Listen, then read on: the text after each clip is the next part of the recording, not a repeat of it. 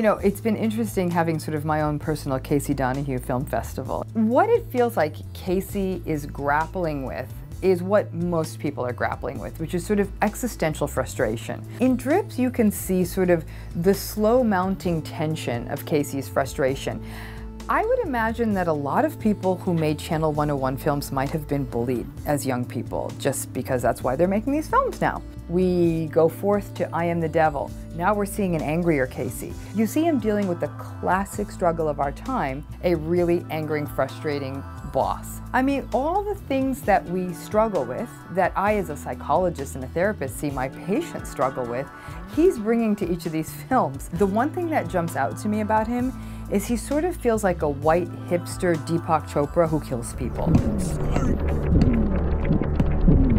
So we've now gone from beating up to pie in the face to full on, I'm going to crush your skull. I'd be really curious to talk with Casey to find out what is frustrating him. Jesus. Hello. Right here? Yeah. Getting to see 5 of your shorts in such rapid succession as I did, I want to know where this is coming from. Why does it always end up in a smackdown or a pie murder or something like that? I mean, I guess if I knew why I did that, I probably wouldn't do it.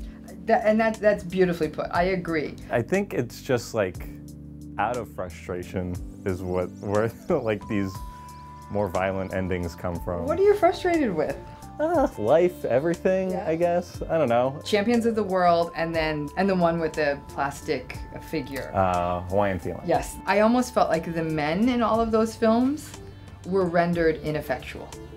Interesting. Were you feeling ineffectual at that time? That could very well be. Where there was almost like these two, I call them the competing Caseys. You know, there's sort of gel slicked Casey, who's sort of like aspirational and pays the rent. And then there's sort of like sloppy, schlubby Casey, who just still wants to play with his dolls. Did you feel like you could identify with both of those characters? Yes. Always on screen, it's way more heightened and more outward. Well, I think it's good because I do see this new flight into mental health since no one has died at the end of your last few films.